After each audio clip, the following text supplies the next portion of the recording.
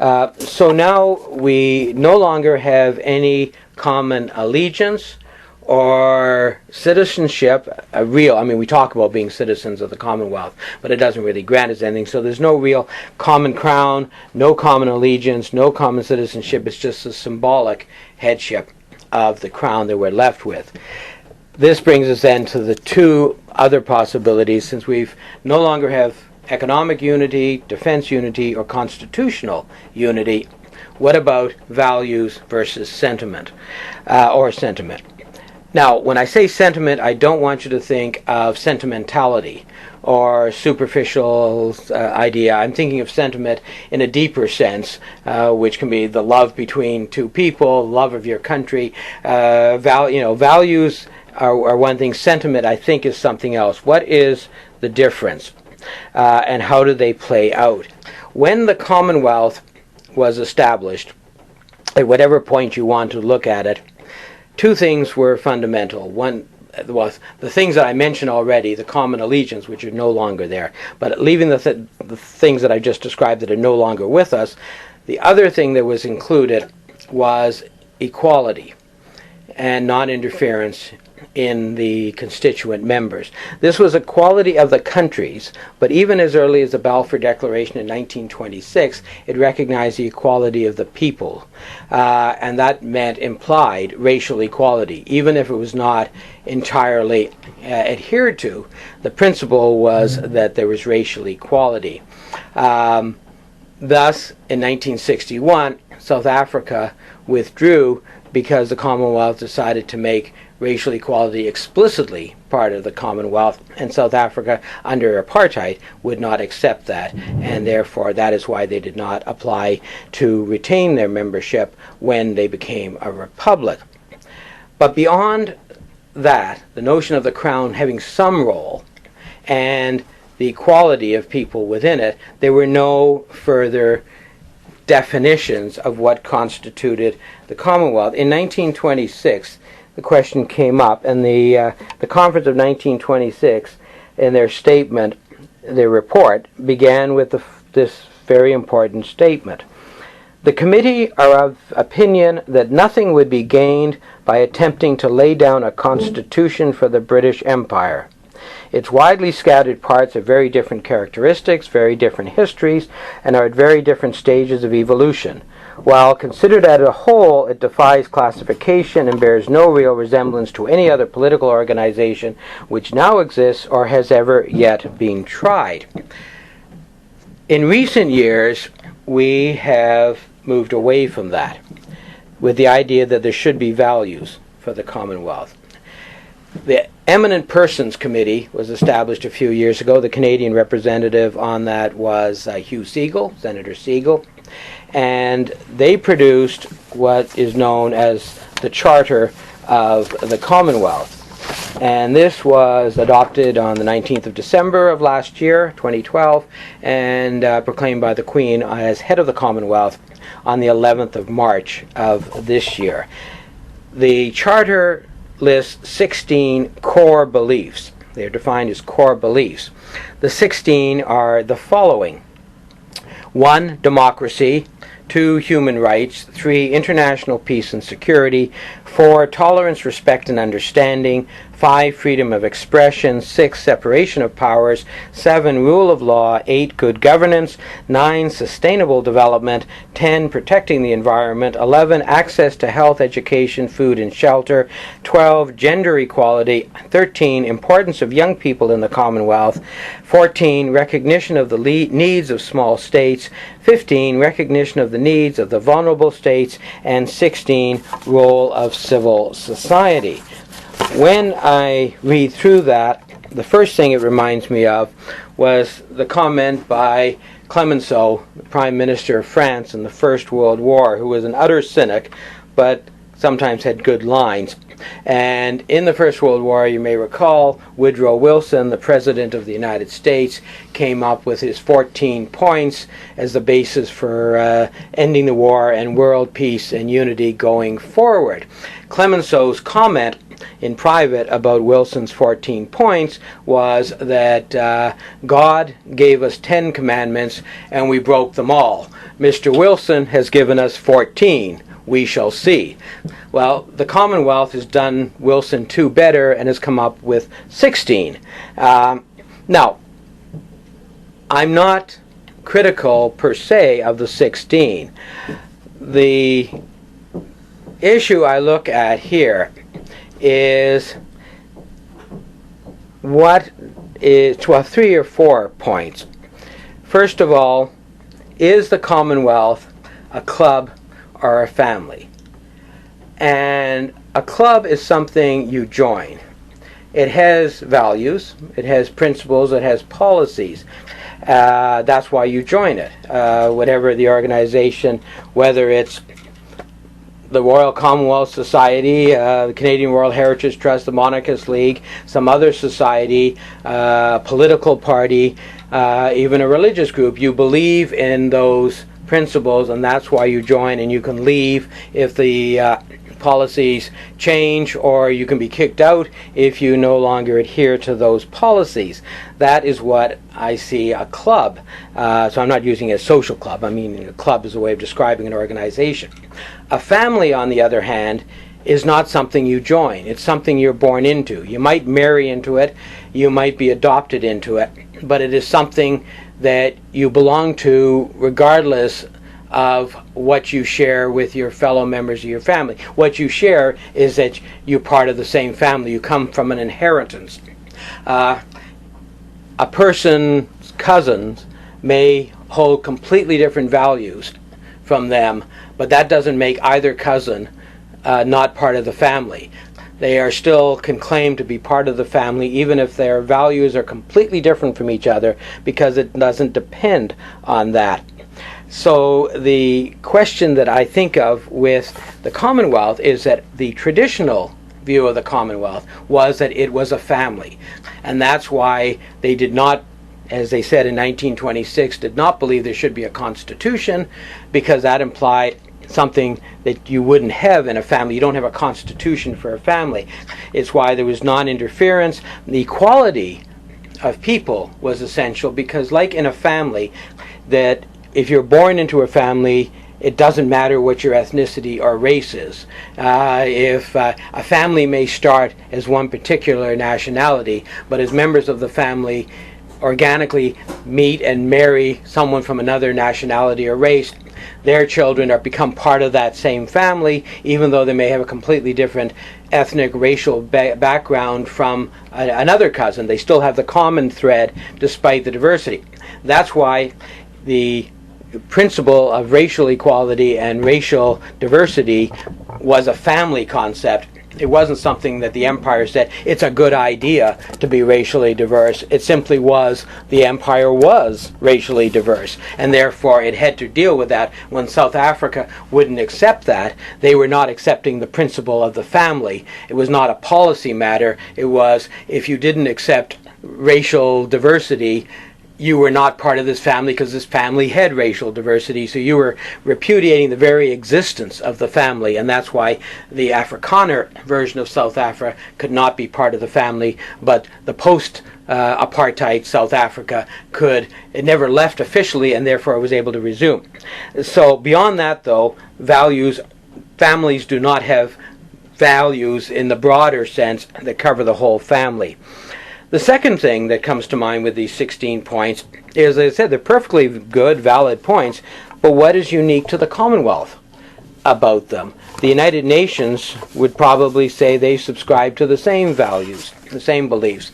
The Organization of American States could subscribe to that. The Francophonie, the the Organization of African Unity, almost any international organization will at least nominally say that they believe in all, if not most, if not all, of those 16 values or 16 beliefs. So there's nothing I see that's unique to the Commonwealth. And my third concern is, it's too much and too little.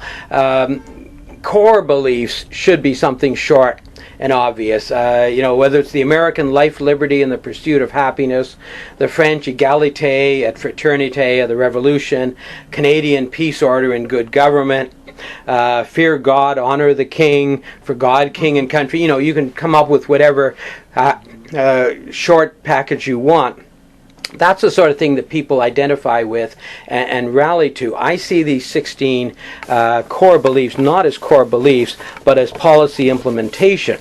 That is a result of core beliefs which may exist. People may want to pursue these things. But again, democracy is a nice virtue that we believe in today, but you can't say that the empire, the Commonwealth, evolved out of the empire, that it always believed in democracy, because for much of our history there was no democracy in many parts of the Commonwealth. So this is neither a statement of fact of the history of the Commonwealth, nor is it, I think, a description of core principles, but rather of aspirations, which in themselves may be fine. Now, I don't want to make it sound that I'm saying this is the wrong option to pursue, but if the basis of the crown of the Commonwealth is not the British crown anymore, either as an imperial crown, which is definitely not, or even as the head of the Commonwealth, where do we go from here? Historically, the unity of the Commonwealth was based on three things: the crown, sovereign crown, the British identity, and being part of the empire. As I mentioned, you no longer have to have been part of the empire to be in the Commonwealth. The British identity, it may be there, but is no longer celebrated to a great extent, and the crown is no longer sovereign. If those are all gone, then if the core beliefs do not resonate with people, or they don't justify a separate organization. In other words, people say, I believe in those 16 core beliefs, but I can get it somewhere else other than just in the Commonwealth. Why is that a justification for the Commonwealth? Then there's a potential problem. And I think that's where the question of the succession of head of the Commonwealth lies. If the Queen is understood to pass on the headship of the Commonwealth to the Prince of Wales, then at least, although it's not a sovereign crown, there is at least a sense there's a family connection through the headship of the Commonwealth, which is not something that is voted on. You don't vote for who your grandfather was or who your parent is.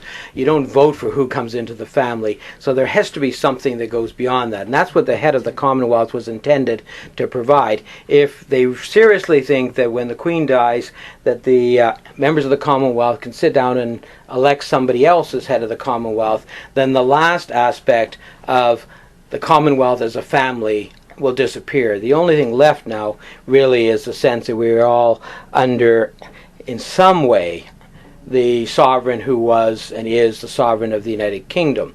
And I mention that because if Canada or Australia were to adopt a cadet branch of the royal family, I would think the same way that that cadet branch should not be head of the Commonwealth either. I think the head of the Commonwealth always has to be the person who is the senior branch of the royal family, presumably in the United Kingdom.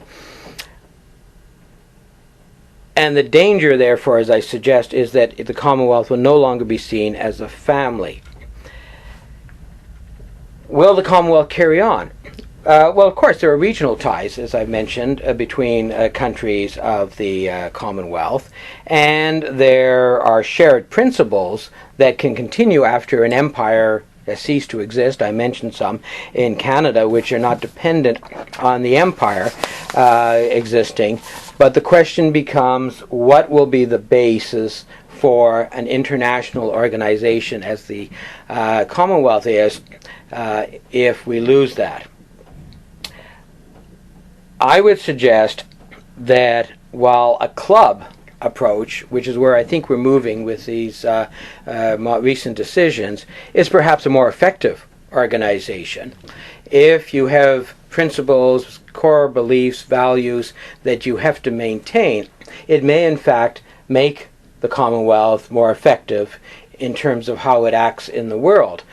But a family organization may be more durable. Values will change. People, countries if we kick out Sri Lanka, maybe some other country will decide to withdraw, or it will be weakened. Now, which choice is better is not the purpose of my talk.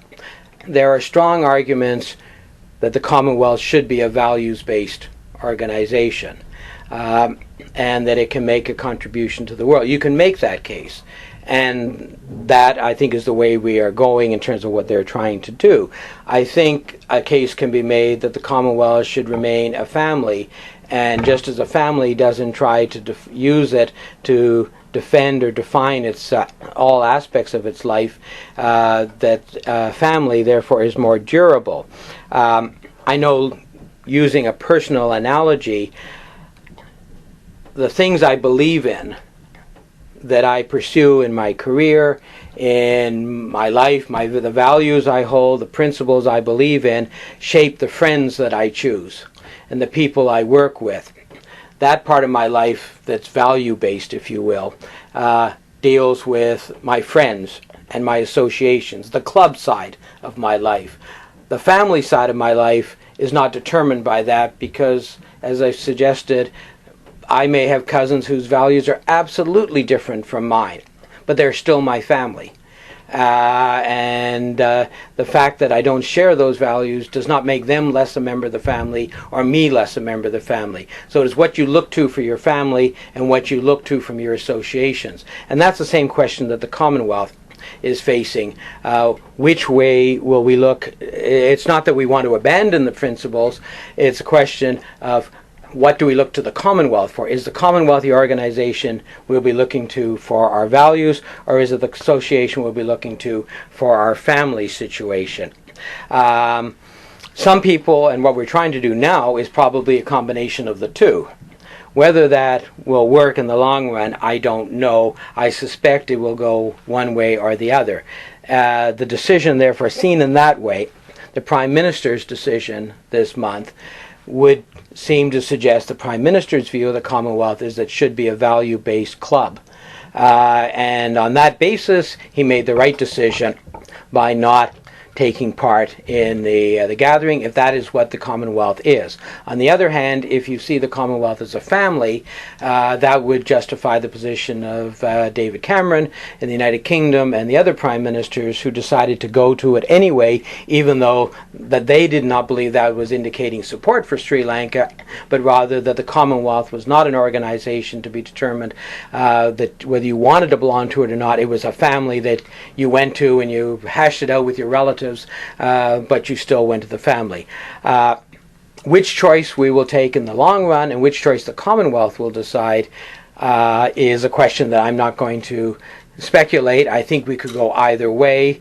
The result, though, is if we make the wrong choice, is the Commonwealth could end.